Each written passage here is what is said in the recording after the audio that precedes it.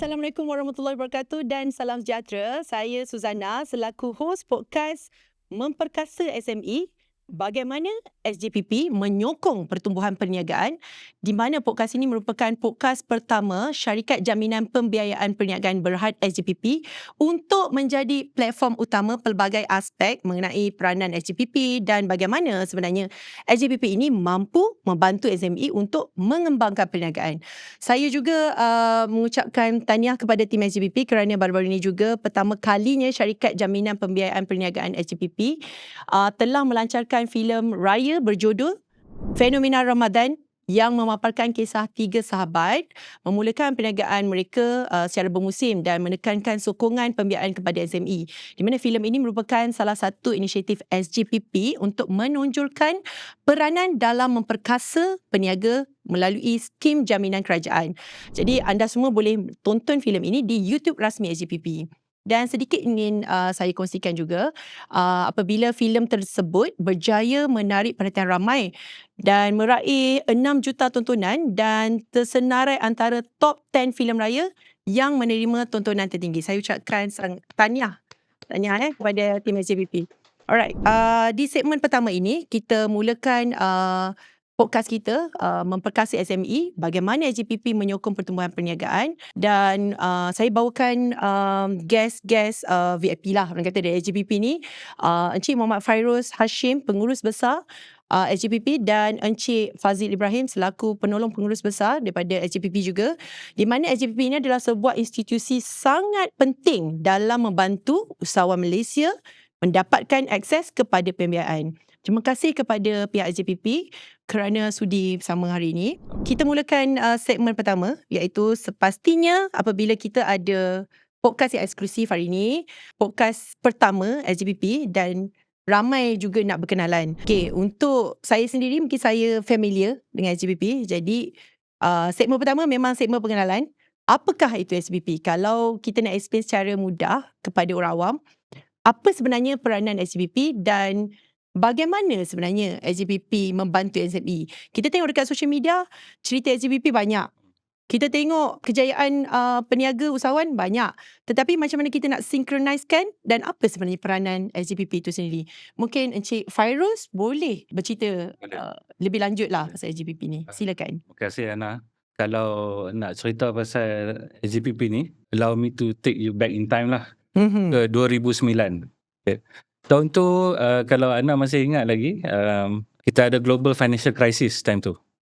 Global financial crisis dia affect bukan takat one country but the whole world lah basically globally. So kerajaan time tu untuk merancangkan pembiayaan untuk SME ataupun PKS telah melancarkan pakej rangsangan ekonomi. Salah satu daripada skim yang dikeluarkan adalah skim jaminan kerajaan lah. Skim jaminan kerajaan ni dia membantu SME yang menghadapi kesukaran untuk mendapat pembiayaan.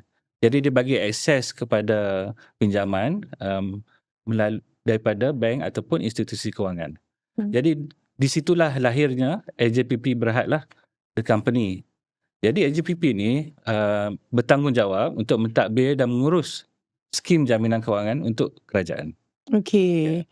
Jadi sebenarnya saya nak bila kita nak perbetulkan lah, mungkin ramai yang mungkin nak diorang faham SJPP itu adalah sebenarnya loan. Dia macam SJPP adalah loan. Adakah SJPP itu loan? Adalah sebuah institusi yang memberi loan? Sebenarnya kita tak memberi pembiayaan secara langsung. Okey. So dari segi menjaga fiscal position kerajaan adalah lebih baik kita government dah decide kita bagi jaminan kepada pembiayaan. Jadi dia bukannya bagi grant ataupun pinjaman, tapi dia bagi jaminan kepada pembiayaan. Jadi jaminan ni sehingga 80%, Ana. 80%. Jadi kalau sesuatu perniagaan PKS pergi ke bank mohon pinjaman, jadi kerajaan akan menjamin sehingga 80% daripada nilai pinjaman itulah. Okey, mungkin boleh saya clarifikan lagi sekali. SJPP ni adalah sebuah institusi yang menjamin pinjaman, dan di mana sebenarnya SGPP akan memberikan jaminan pembiayaan sehingga 80% ke atas pembiayaan yang telah pun diluluskan. Ya. Okey, mungkin Encik Fazil boleh ada benda nak tambah? SGPP ni datang untuk filling the gap lah. SMEs pergi ke bank untuk memohon pinjaman, dia ada gap. Gapnya dari segi dia tak ada cagaran lah. Okey. Berbalik pada Cik Farus kata, masa tu keadaan ekonomi tak stabil dan sebagainya, sudah tentu pihak bank sendiri pun nak bagi pinjaman, dia bukan boleh bagi macam tu sahajalah. Betul? Dengan keadaan tidak kepastian dan sebagainya. Maka government pun kata tak apa. Bank, you evaluate, kalau betul customer tu viable, kita jamin 80% daripada jumlah pinjaman. Jadi peranan SGPP ni untuk menambah keyakinan bank untuk memberi pinjaman. Indirectly, customer lebih mudah lah daripada bank. Mungkin dia punya keyakinan 50-50, dia jadi 90. 90. Dengan adanya jaminan SGPP, boleh naikkan lagi 90% keyakinan untuk loan. Kebetulan bukan jaminan daripada SGPP, ini jaminan kerajaan. Jaminan kerajaan sebenarnya. Kita hanya menguruskan. Okey, itu tugas SGPP untuk menguruskan jaminan yang telah diberikan oleh kerajaan kan. Okey. Saya nak tambah sikit, Ana. Peranan SGPP ni adalah lebih penting di masa ada economic downturn. Jadi that's why masa kita ditubuhkan tu tahun tu global financial crisis. So SGPP juga adalah relevan masa COVID dan masa energy crisis pada masa inilah. Jadi di masa inilah mungkin ada SME yang perlukan pinjaman bukan untuk kembangkan perniagaan tapi untuk kelangsungan. Ya. Saya tertarik bila tadi Encik Farah ada mention pasal SME dan kelangsungan bisnes lah. Kelangsungan diorang untuk hidup dan survive kan. Nak survive dalam bisnes ni bukan senang. Mungkin selepas ni lah, saya pun nak tahu juga banyak, mungkin ramai jugalah yang penonton kita nak tahu cerita-cerita SME. Cerita-cerita SME, orang kata case study yang telah SGPP ada, anda boleh share juga. Okey, kita akan sambung dengan segmen seterusnya adalah reality SME. Okey, kembali lagi di segmen kedua iaitu cerita reality SME. Dan kita masih lagi di podcast Memperkasa SME, bagaimana SGPP menyokong pertumbuhan perniagaan. Dan di segmen ini kita akan bercerita lebih lanjut tentang cerita-cerita SME. Contohnya lah kan, bila orang cakap orang berniaga ni, kalau orang ada duit bolehlah berniaga.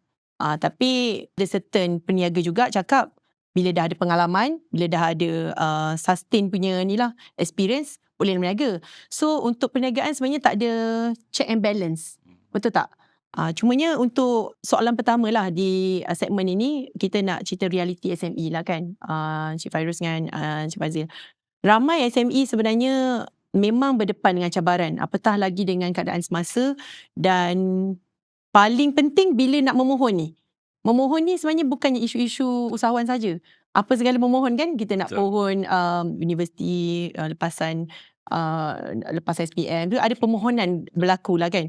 Jadi sebenarnya untuk konteks application di SGPP ni, ramai sebenarnya yang nak memohon, tapi ada cabaran-cabaran yang mungkin SGPP boleh cerita lebih lanjut. Dan sebenarnya kenapa perkara ni boleh berlaku apabila ada kekangan tu? Apakah kekangan sebenarnya apabila mereka nak proses nak apply ni kan? Apa kekangan sebenarnya?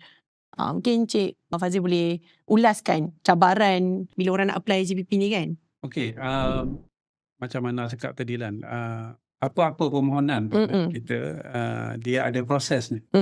Dan proses ni melibatkan dua parti lah, dua pihak. Kalau kita cerita pasal permohonan pinjaman SME ni, pihak bakal peminjam dengan yang memberi pinjam bank lah. Jadi masing-masing ada keperluan, masing-masing ada SOP sistemnya lah. Di situlah ada gapnya. SME sendiri, usahawan, dia ada bisnes yang viable, dia mampu pergi lebih jauh, dia memerlukan tambahan modal. Tetapi dia tak tahu sebenarnya apakah bantuan-bantuan atau skim yang ada, satu. Yang keduanya, dia tak tahu apakah keperluan daripada pihak bank. Tak tahu tu sebab apa? Okey, tak tahu ni ada pelbagai sebab lah. Cuma satu, kalau saya sentuh sikit secara ringkas, kita kena faham nature of SME ni. SME ni kebanyakan ni bisnes kecil. Kebanyakannya sebelum, especially yang perniagaan tunggal, sole proprietorship ataupun perniagaan perkongsian partnership, selalunya yang menguruskannya adalah pemiliknya juga. Suami, husband and wife kan, suami isteri, dia lah yang menguruskan bisnes, dia lah kena pergi cari pinjaman, dia lah bawa lori kalau kecil-kecil. Jadi kita tak salahkan mereka bila melibatkan pinjaman, kadang-kadang tak sempat pun dia nak pergi ke bank sebab perniagaannya kecil kan. Kita bukan bercakap tentang korporat yang ada accountantnya, ada pegawai kewangan dan sebagainya. Jadi di sinilah adanya agensi kerjaan macam kita. Seperti agensi membantu tengah. So kita nasihatkan melalui saluran-saluran ada macam ni, kita bagi tahu, okey, kalau nak meminjam ini dokumennya, sebagainya lah, supaya bakal-bakal peminjam ni mendapat awareness yang betul lah. Okey. Itu So penting. So kepada bakal-bakal peminjam mungkin yang baru berkenalan dengan SJPP, mungkin dengan adanya podcast ni harap dapatlah kesedaran di mana anda tidak kesorangan, walaupun usahawan ni ada cabaran di sini kan, tapi boleh cari SJPP, boleh follow SJPP di social media dan tahu updated. Banyak sebenarnya SJPP berikan. Website kita ada selalu update lah. Boleh visit website kita lah. So jangan syarat, jangan malas. Jangan malas untuk mencari. Boleh cari SJPP. Okey, saya tertarik baru-baru ini yang kerajaan telah umumkan di Belanjawan kan, di Belanjawan 2026, di mana nama SJPP ni macam viral dah. Lepas je pengumuman Belanjawan ni. Betul. Kalau kita buka social media tu, SJPP Belanjawan tu. So Encik Fairul, ceritakan lebih lanjut macam mana macam mana apa sebenarnya? Dalam belanjawan, kita sedia maklum lah, belanjawan baru-baru ni 2026, kerajaan telah umumkan 30 bilion kan, untuk skim baru, skim jaminan pembiayaan kepada semua perniagaan PKS. 30 bilion. 30 bilion. Ini paling tinggi dalam sejarah tau, Ana. Tahun lepas, tahun sebelum tu 20 bilion. Sebelum tahun 2024 pun 20 bilion.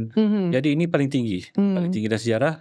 Jadi tujuannya kerajaan memang nak bantu semua PKS, terutamanya yang syarikat PKS Bumi Putra, syarikat dari sektor halal, sektor pelancongan, dan sektor nilai tinggi, teknologi tinggi dan semiconductor. Tapi kita pun sedia maklum, kerajaan nampak juga kesan pada syarikat pertengahan. Yang ni saiz ni lebih besar sikit pada SME. Syarikat pertengahan ni tahun lepas terkesan disebabkan ketidaktentuan tarif daripada Amerika Syarikat. Jadi dia banyak lebih pada ekspor. Jadi untuk syarikat yang berorientasikan ekspor, syarikat pertengahan, saiz pertengahan ni pun kerajaan tambah sebagai salah satu fokus sektor untuk dapatkan jaminan daripada kerajaan ni lah. Jadi kesemuanya 30 bilion di bawah skim jaminan kerajaan Madani. Madani, okey. Jadi jaminannya hingga 80%. Okey. So mungkin ramai yang belum lagi aware di mana kehadiran SJPP ni adalah untuk melancarkan lagi segala pembiayaan yang telah disediakan oleh kerajaan. Ya, macam saya cakap tadi, untuk tahu lebih lanjut mengenai SJPP, boleh ke website, boleh follow di social media SJPP kan.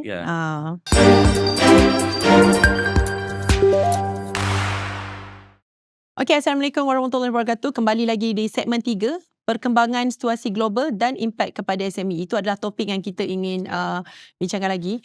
Jadi baru-baru ini kerajaan telah mengumumkan peruntukan khusus sebanyak 5 bilion ringgit kepada SJPP bagi menyokong sektor-sektor terjejas, merangkumi pembinaan sektor pertanian, logistik dan pelancongan.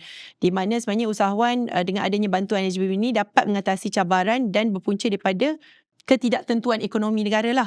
Jadi apakah pandangan Tuan sendirilah terhadap keadaan pasaran semasa dan daya tahan SME sekarang ni? Keadaan ekonomi global masih tidak menentu.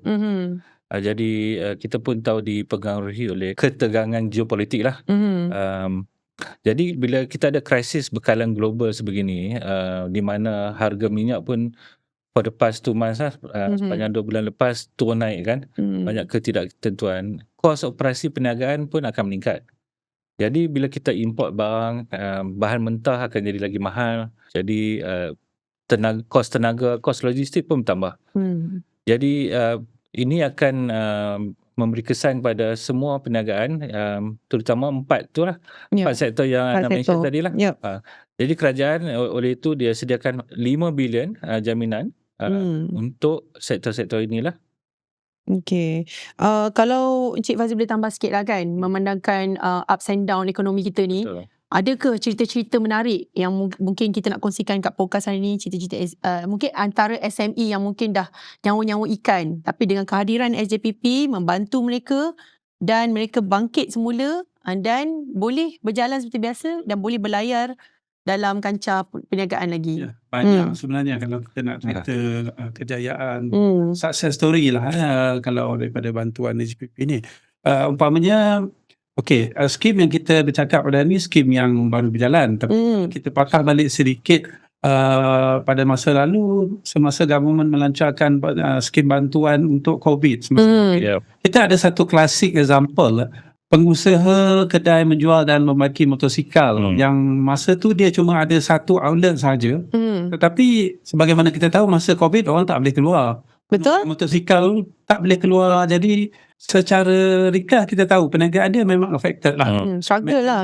Tak perlu datang bekerja, orang pun tak hantar motosikal untuk repair.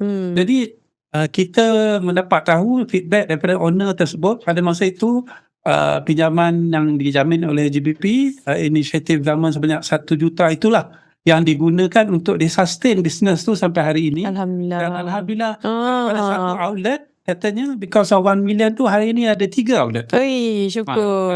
Dia punya kita selalu guna terms multiplier effect. Kan? Maknanya pinjaman tu bukan setakat untuk you bayar overhead, Betul. gaji, dia akan multiplier effect lah daripada satu outlet. Because you tak tutup tadi, bila COVID apa kita panggil tu movement control tak buka balik, orang dah naik motosikal balik, sekarang ada 3 outlet. Itu contoh satu lah. Banyak lagi contoh, sebenarnya. InsyaAllah banyak mungkin ramai SME yang tonton podcast SJPP hari ni dapat banyak iktibar kan. So mungkin kepada anda di luar sana yang mungkin lalui juga fasa-fasa yang sama, dan seperti biasalah datang kepada SJPP dan explore, berkenalan dengan SJPP, dan mungkin insyaAllah SJPP akan bantu anda. InsyaAllah. Ini kisah benar.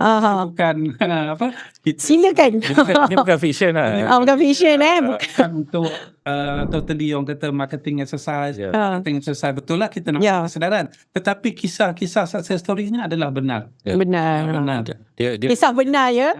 Dia 2 reason lah. Kita pinjam untuk kembangkan perniagaan, ataupun dalam example ni yang Fadil cakap adalah untuk defensif lah. Kita untuk kelangsungan. Teruskan.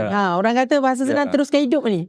So dah banyak dah SME dia complete dia punya financing tu, dah habis bayar, and then dia dah boleh independent. Stay on their own dah. Kita pun anggap syarikat-syarikat ni dah graduate lah. Dia lebih independent, tak perlukan pinjaman jaminan kerajaan lah.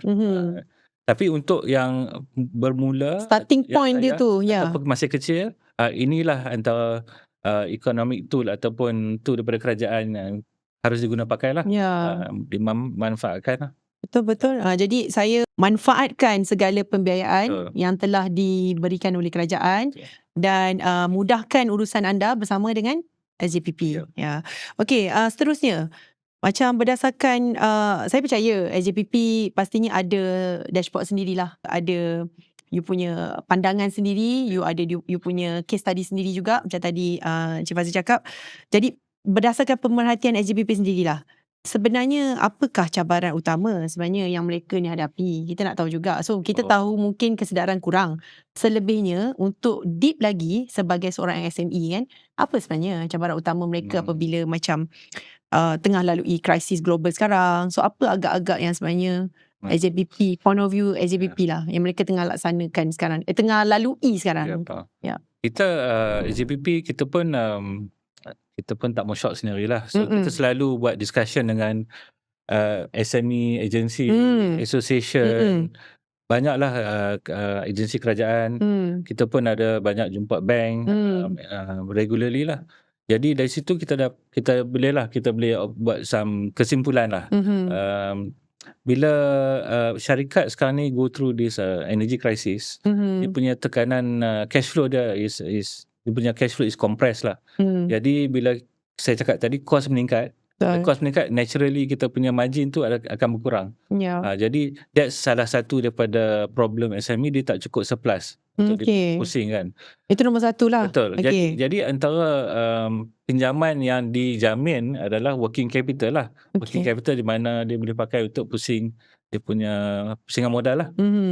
Jadi kita pun I think kita belum realise kan banyak problem SME untuk mendapat pembayaran pasal cagaran. Back to the cagaran. Of course bila kita jadi macam energy crisis ni, demand pun kita dah tak menentu. Demand, that means pasaran permintaan tak menentu. Jadi sebagai usahawan, dia nak buat perancangan perniagaan pun agak susah. Pasal dia tak boleh nak forecast permintaan tu macam mana. Jadi dia kena careful sikit and dia kena manage dia punya cash flow dengan lebih disiplin lah. Betul lah. Encik Faizal ada nak tambah pasal saya tertarik pasal cagaran tadi tu. Boleh explain lebih? Okey. Dia bercakap tentang soal pinjaman ni. Kita balik kepada asas basic dia. Kalau kawan-kawan kita lah, kita nak pinjam duit lah. Kita limit. Ya. Selalunya kita bagi kepada kawan yang macam mana? Nombor satu lah. Kita percaya. Kalau saya percaya lah. Kita percaya lah.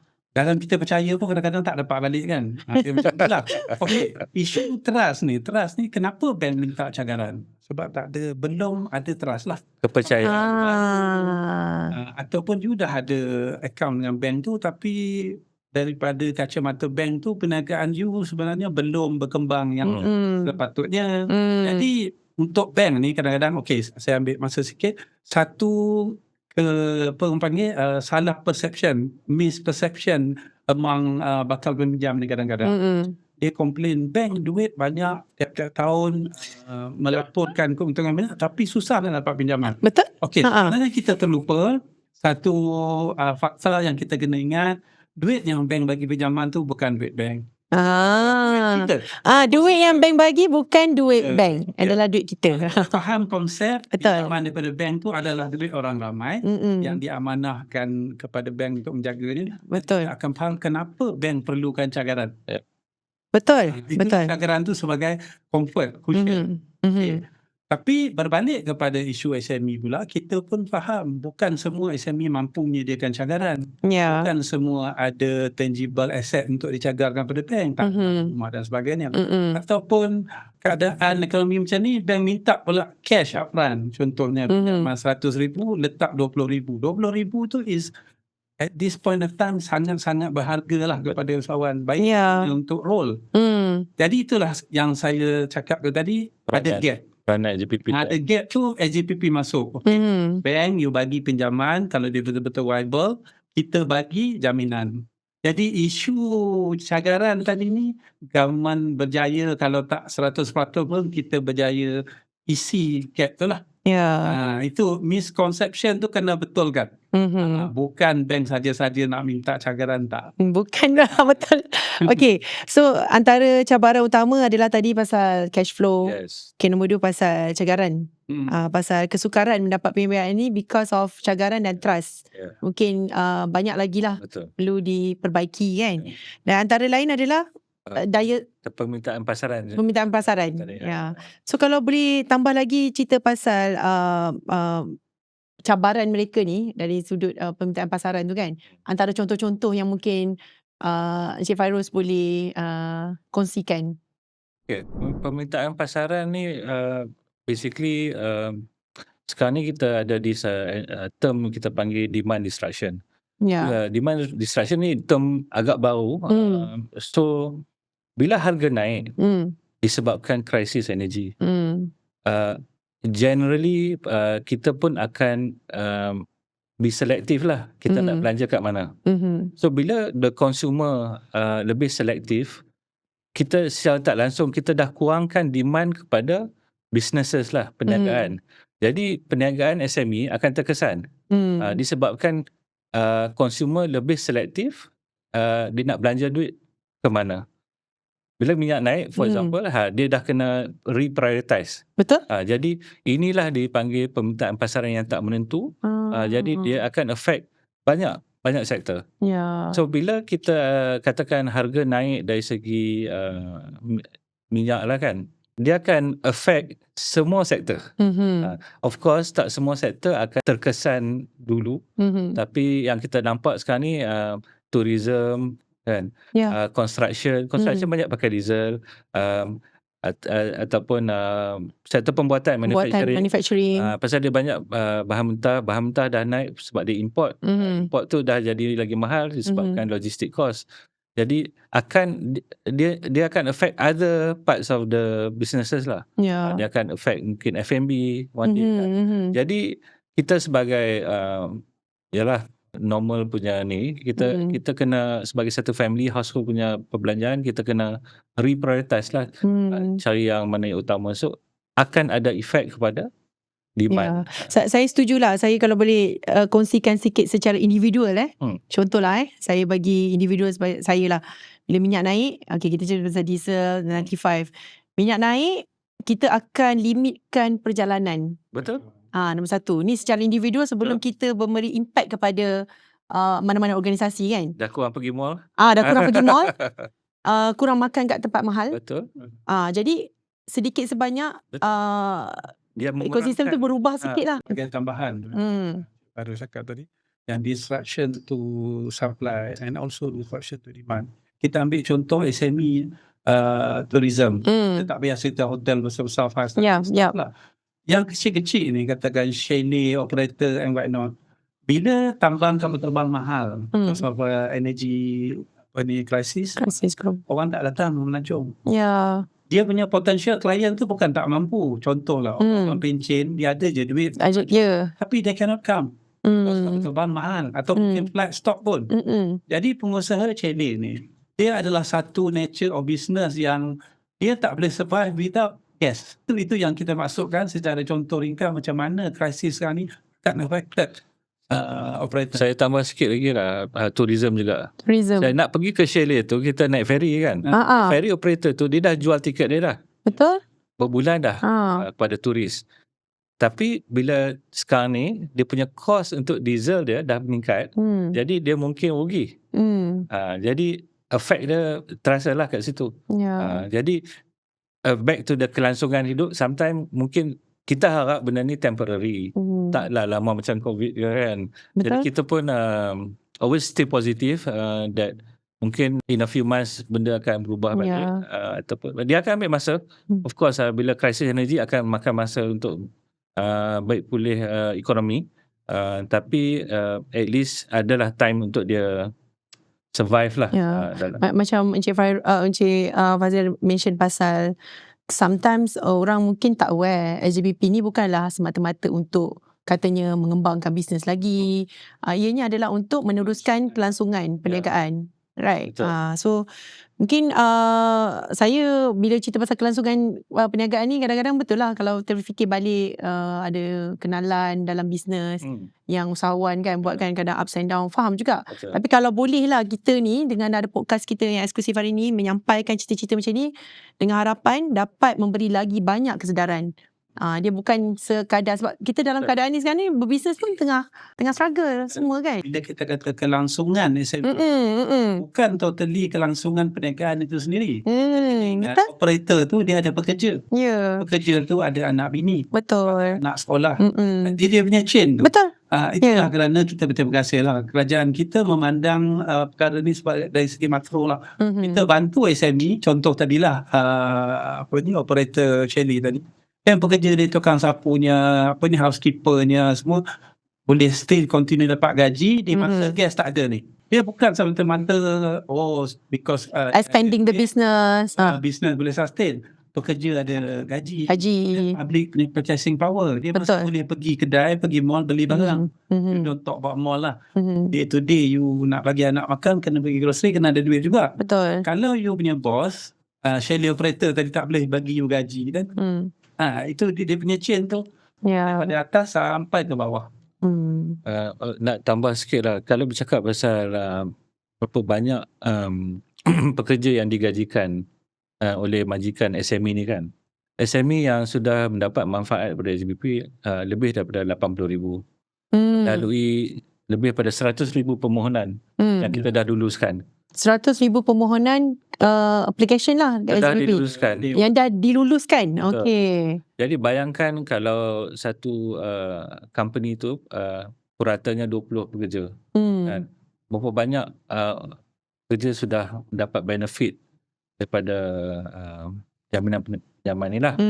Jadi also a very interesting fact is kita dah jamin penyaluran pinjaman ni sebanyak lebih 100 bilion lah daripada semenjak 2009. 100 Sejak 2009 sebanyak kita dah jamin penyaluran pinjaman sebanyak 100 bilion. SGPP sendiri. Ya. Standalone. Okey. Tahun lepas saja lebih kurang 14,000 SME yang kita tolong uruskan dia punya jaminan. 14 bilion pinjaman. 14 bilion and 14,000 SME. Kita dah banyak dengar dah cerita pasal yelah ups and down dan apa yang disediakan oleh SGPP. Mungkin di pihak SGPP sendiri boleh memberi nasihat spesifik kepada SME dalam menguruskan kewangan mereka di dalam keadaan ekonomi sekarang. Silakan. Ada beberapa nasihat yang perlu diingatkan supaya benda tu lebih terap di dalam hati dan di dalam minda mungkin para SME baru yang nak kenal dengan SGPP ni kan. Kalau boleh saya mulakan, nasihat yang paling penting adalah pada masa kita menghadapi krisis, amat penting kita mengambil tahu, mencari jalan apakah peluang-peluang bantuan-bantuan yang ada lah. Instead of kita hanya menyalahkan pihak sana dan sini sebagainya. Betul. Perniagaan kita itu adalah tanggungjawab kita, betul. Jadi kena cari jalannya bagaimana, dan pihak SGPP yang pasti kami boleh katakan kerajaan kita alhamdulillah daripada 2009 tadi Cik Abdul kata berlaku saja krisis macam ni, memang ada bantuan-bantuan, ada dasar-dasar yang membantu SME yang dijalankan oleh kerajaan. Kalau masa sekarang ni, inilah yang kita bincangkan pada hari ini. Jadi amat penting untuk para usahawan ni mengambil tahu. Kalau nak tahu lebih lanjut, silalah hubungi kita atau hubungi bank. Yep. Ini masuk dalam personal initiative kena ambil tahu Betul, dulu. ya, Kita betul. kena tahu dulu, ambil tahu betul. Patah bahasa Inggeris kata you boleh bawa kuda tu ke air, tapi you tak boleh paksa dia minum kan. Betul. Kita translate sikit lah. Okey, faham. Jadi kita dah sediakan tempat minumnya, kita dah bawa. Usahawan kena. Selebihnya usahawan di luar sana perlulah pandai mencari peluang dan belajar. Belajar mencari lagi beberapa peluang. So boleh tambah juga antara nasihat-nasihat dari SGPP sendiri. Yang paling penting untuk saya juga adalah kita kena kukuhkan asas kewangan lah. Okay. Jadi SME ni itu yang bila kita proses pun kita selalunya cepat proses jaminan, sebab adalah amat penting untuk SME buat pusingan wang dia lah. Working capital dia kena pusing cepat. Jadi dia kena make sure jaga disiplin lah dengan dia punya aliran tunai and cash flow lah, so that dia boleh survive. Kalau dia nak pergi bank, dia kena pastikan kalau boleh tiada rekod negatif lah. Mungkin sebelum pergi ke bank untuk tujuan mendapat jaminan daripada SGPP, dia mungkin ada facility lain lah dengan pihak bank yang lain. Kena jaga semua rekod tu. Kalau boleh, itu satu.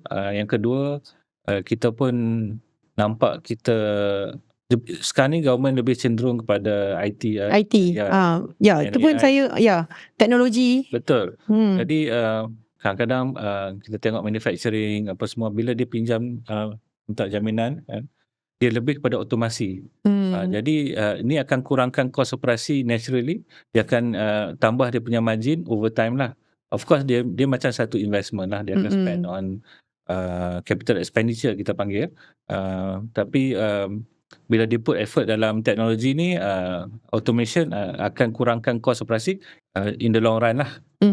Salah satu adaptasi teknologi.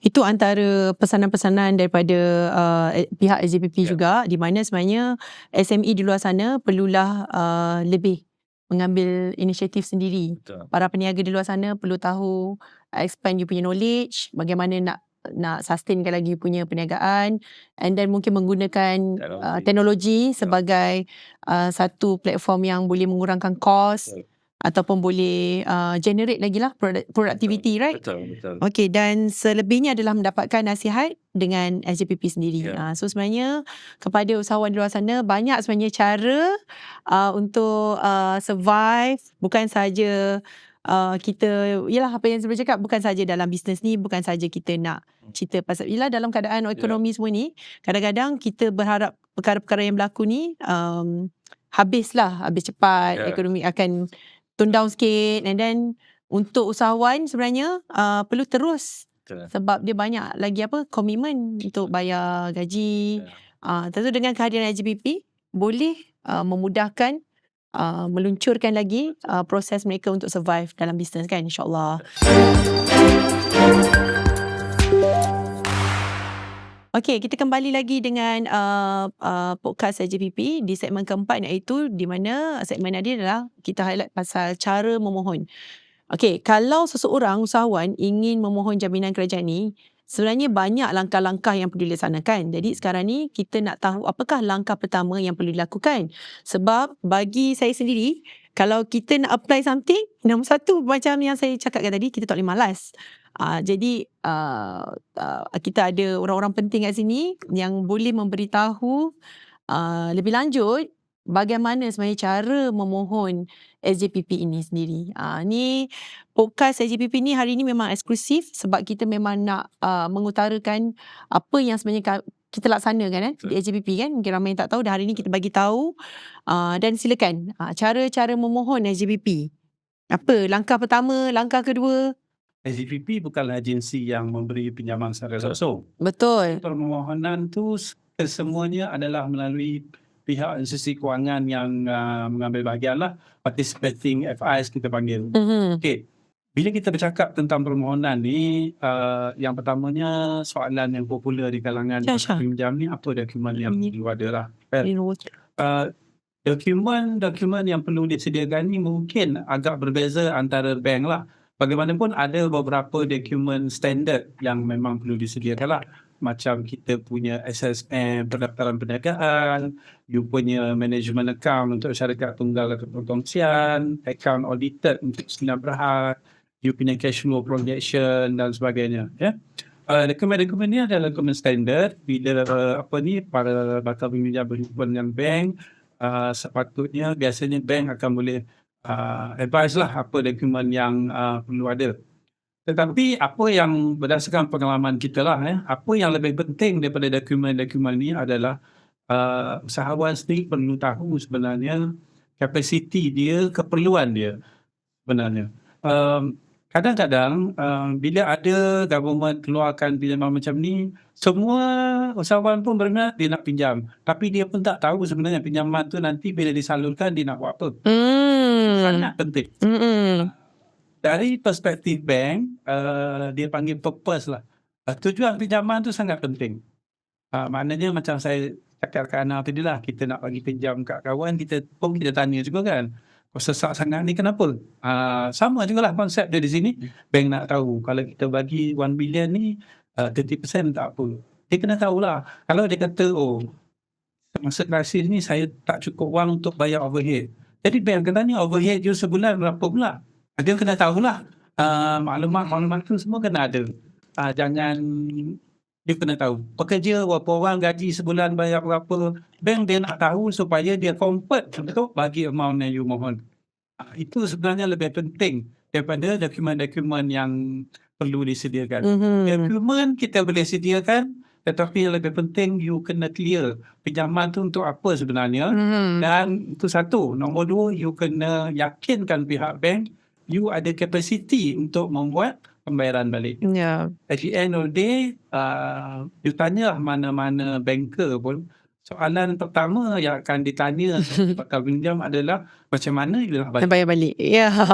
Ini bukan pinjam kawan-kawan. Okey. Kawan kita tak tanya kan. Ah, Kalau ada alhamdulillah lah. so, Tapi dengan bank bukan begitulah. saya difahamkan terdapat 23 institusi kewangan yang bekerjasama dengan SGPP. Jadi Encik Fairul boleh cerita berapa lama sebenarnya kos untuk proses bila selepas application ni? Agak-agak.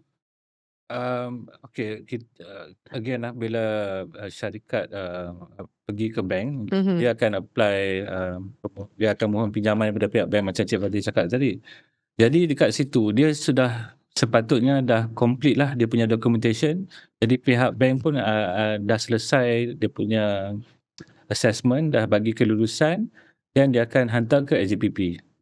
So dengan itu kita pun dah anggap dokumen complete. Kalau dokumen dah complete, kita ambil secara buratanya 3 hingga 5 hari lah, hari bekerja. 3 hingga 5 hari bekerja. Okey. Sahaja. Sebab kita pun bekerjasama dengan pihak bank, dan pihak bank pun sudah melakukan proses due diligence lah, credit assessment yang proper lah. Jadi di situlah kita akan cuba mempercepatkan proses end-to-end borrower punya experience lah, daripada pergi ke bank sampai ke dapat jaminan pada JPP. Boleh. Sebagai salah satu usaha kita nak membantu bapanya SME ni, yang Cik Fairul cakap tadi tu 3 ke 5 hari proses yang diperlu, masa yang diperlukan oleh JPP untuk luluskan jaminan, bukan pinjaman. Pinjaman bank yang luluskan. Sampai ke kita proses. Salah satu usaha yang kita nak ni, kita ada apa yang kita panggil fast lane lah.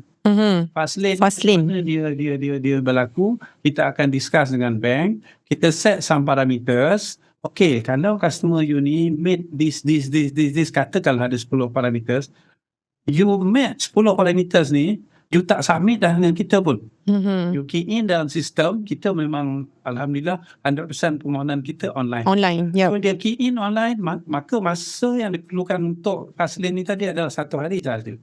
Same day approval. Same day approval. Kalau yang tak met tu, katakanlah daripada 10 parameters tu 8 dia met. Tak met, yang tu you manually. Itu yang 3 hingga 5 hari.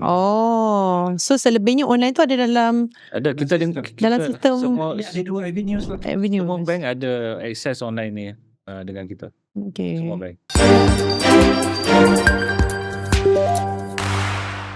Kita sambung ke segmen seterusnya, di mana adalah lebih kepada pandangan praktikal dan proses permohonan di segmen 5 ni. Sebenarnya berdasarkan pengalaman kan, apakah kesilapan yang dilaksanakan oleh SME ni sendiri dalam permohonan pembiayaan yang membuatkan pembiayaan di reject?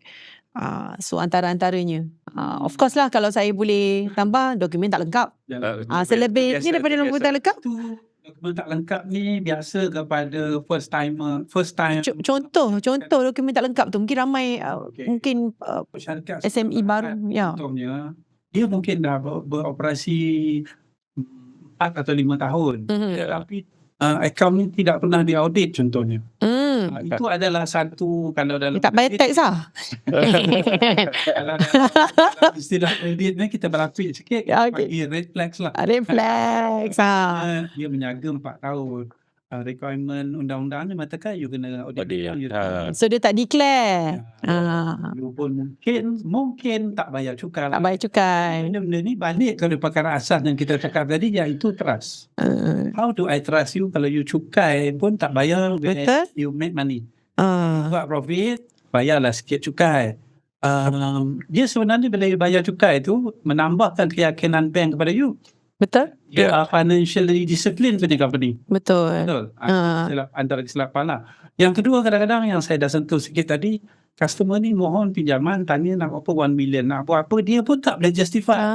Dia nak apply tapi tak ada planning, tak ada purpose, tak ada business planning dia. Kalau sampai tahap kadang-kadang dia kata 6 bulan berikut ni minyak naik, overhead saya naik. So naik berapa banyak pun dia tak boleh nak estimate.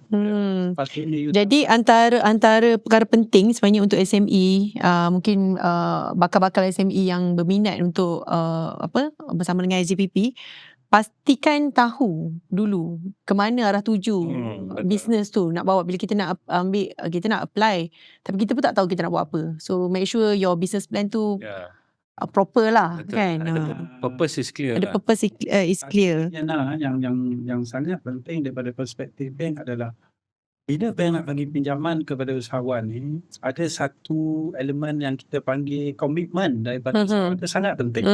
Komitmen ni maksudnya macam ni. You nak pinjam, katakanlah pinjaman agak besar lah, 10 juta contoh. Okey, SGPP bagi garanti sebab you tak ada cadangan 80% contoh ya. Maknanya ada clean exposure dekat bank 20%. Tapi kadang-kadang bank tak minta pun 20%. Mungkin dia minta you bagi komitmen 5%. You letak contohnya cash 5%. Jadi usahawan kena faham lah. Niaga ni dia tak boleh sebelah pihak. Betul? Kerajaan dah Betul. bantu, bank dah ambil risiko bagi usahawan. You tunjuklah sedikit komitmen. Komitmen. Tak boleh selfish. Kita Kita bekerja dalam pelbagai ni kan.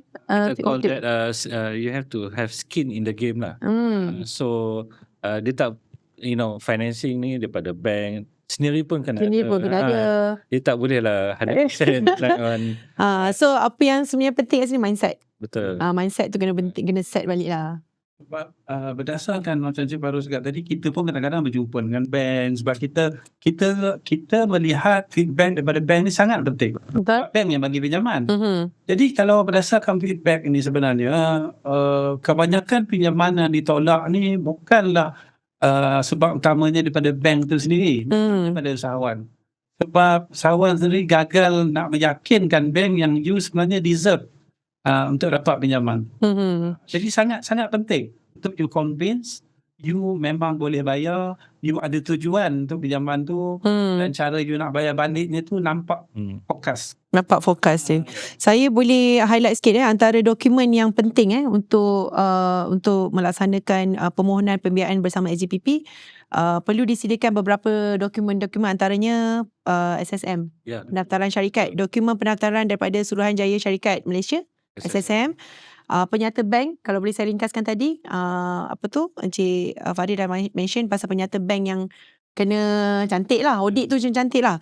So untuk kerana dianya bakal dinilai dan disemak transaksi aliran tunai serta baki penyata.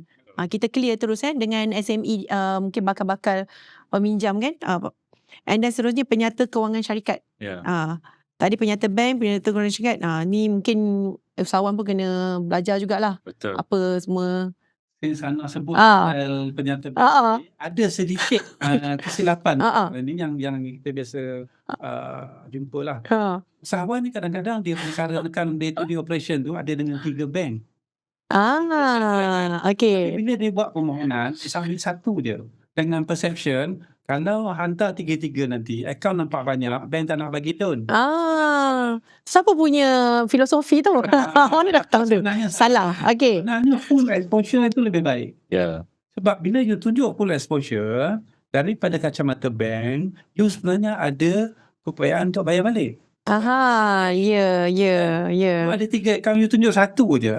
So sebagai evaluator dekat bank, dia kata, boleh ke bayar ni? Banyak ni je duitnya bulan-bulan. You ada duit lagi. Itu pun kesilapan juga tu. Jadi total surplus tu daripada 3 bank tu, dia kena add up lah. Ingat, jangan. Okay. Ini tips Ini antara tips sebenarnya. Declare lah. Declare full exposure. Kalau bagi jangan apply satu bank je. Apply sekali 3 bank. Betul? Dah bukan dokumen tu. Dokumen tu. Okay. Kalau ada 3 bank account, tunjuk 3. Tunjuk 3. Okay. Kalau kita ada apa akaun kita yang ada ni sekarang, tunjuk je sekali semua. Declare, tunjuk full. Tak perlu sorok lah. Jangan malu-malu. Jadi backfire. Macam saya cakap tadi lah. Bank akan tengok sikit je duit dia ni boleh.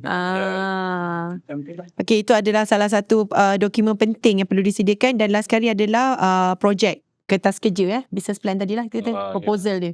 proposal untuk Ataupun dalam kalau dia ada kontrak, dia dapat kontrak daripada kerajaan, kontrak daripada mana-mana pun boleh juga menyokong salah satu dokumen sokongan lah. So maksudnya kalau dia dah dapat satu projek lah kan, betul. daripada kerajaan ke ataupun dari mana-mana lah, and then the document agreement tu ditunjukkan kepada SJPP untuk menyokong lagi. Ya, boleh. Okay. Supaya bank lebih jelas lah, dia Tujuan dia. itu pasal dia perlukan pinjam. Faham? So seterusnya kita pun dah bagi macam-macam nasihat dah. Pihak SJPP pun dah bagi macam-macam peringatan kepada bakal-bakal SME kat sana yang ingin bersama SJPP, ingin berkembang, ingin berjalan bersama SJPP, dan ianya pastilah perlukan berbincang dengan institusi kewangan tentang pilihan pembiayaan yang sesuai, dan selain itu manfaatkan inisiatif kerajaan ni paling penting. Apa yang kerajaan sudah sediakan, mungkin ramai yang tak tahu. Betul. Tapi hari ni kita dah cerita dah apa peranan SJPP, di mana SJPP menjadi satu pemangkin institusi kewangan yang support segala pembiayaan yang diberikan oleh kerajaan. Jadi mohon sokongan pembiayaan termasuklah skim jaminan kerajaan yang diuruskan SJPP. Kalau boleh jangan teragak-agak, SJPP masih berada di sini. Betul. Okay. Kita dah bersama di segmen akhir, iaitu segmen rapid fire. Saya just nak macam random je. Ada dua simple rapid fire je. Okay. Kita nak dia cakap. Kalau saya sebut ada dua kalau saya sebut mungkin satu untuk Encik Fairuz, satu untuk Encik Fazil. Saya sebut terus saja mention. Apakah yang orang kata kiranya macam ni random je. Jawapan yang perlu ada dalam FAQ ni lah kan. Okay. Sektor SME yang paling aktif. Sektor paling aktif sektor runcit, restoran, hotel, pemborong. Okay. Runcit perkilangan. Okay. Encik Fadil, mitos terbesar tentang SJPP. Dia rasakan SJPP bagi pinjaman dan dia rasakan jaminan kerajaan ni percuma. Dia bayar garanti fee. Tapi very minimal. Alright. Mungkin kita perlu tekankan sikit di sini ya. Di dalam pasaran kita yang terbesar yang memberi pinjaman ni ada dua. Tetapi dari segi garanti fee-nya kita yang the best in town lah. Kita yang paling. Saya ucapkan terima kasih. Kita pun dah berada di penghujung podcast. Saya ucapkan terima kasih kepada Cik Fairuz, Cik Fazil kerana mengambil masa yang lama lah untuk kita bersama-sama cerita lebih lanjut pasal SJPP. Saya sebagai host mengingatkan bahawa sebenarnya kejayaan sebenarnya tidak datang secara bersendirian. Dan kepada semua usahawan, anda tidak bersendirian kerana SJPP bersama anda. Dan manfaatkan segala inisiatif pembiayaan yang telah diberikan oleh kerajaan. Dan kalau mungkin tak cukup ilmu, kalau kita buka handphone, social media ada, banyakkan explore. Jadi itu saja setakat hari ini. Okay, sebelum kita ke penghujung podcast hari ini, di mana memperkasakan SME, bagaimana SJPP menyokong pertumbuhan perniagaan episod 1. Soalan terakhir adalah apakah mesej yang pihak SJPP ingin kongsikan kepada SME di luar sana yang menyaksikan podcast eksklusif pada hari ini, di mana kepada mereka yang masih ingin mengembangkan lagi perniagaan mereka? Jadi fokus SJPP ni adalah pada SME lah. Sebab SME ni kita sedia maklum dia tulang belakang pada ekonomi negara kita lah. Menyumbang sampai 40% KDNK Malaysia. Dari segi pekerjaan lebih kurang 50% pada workforce lah. Jadi setiap langkah tu untuk kembangkan perniagaan SME adalah satu usaha yang amat bermakna. Jadi fokus SJPP adalah kepada SME lah.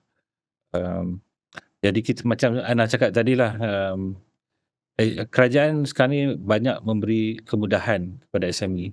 Antara kemudahan yang paling penting ni adalah SJPP punya skim lah, jaminan kerajaan. Jadi kita harap SME kat luar sana manfaatkanlah akses yang diberikan kepada pembiayaan. Manfaatkan. Ya. Encik Fazil boleh tambah juga untuk kata-kata akhir. Ya. Supaya lebih banyak bakal meminjam usahawan SME di luar sana mengambil peluang lah. Semua sebagai usahawan tidak bersendirian lah. Tidak bersendirian. Dalam melawan krisis dan ekonomi ini, kerajaan sentiasa membantu dan salah satu avenue-nya adalah melalui SGPP. Ya. So please grab the opportunity. Kita sentiasa committed lah membantu. Ya. Okey, seperti saya cakap tadi, anda tidak kesorangan, para usahawan di luar sana. Anda masih ada peluang dan terima kasih kepada SGPP. Dan jangan lupa anda masih ada SGPP. Okey, saya Suzana.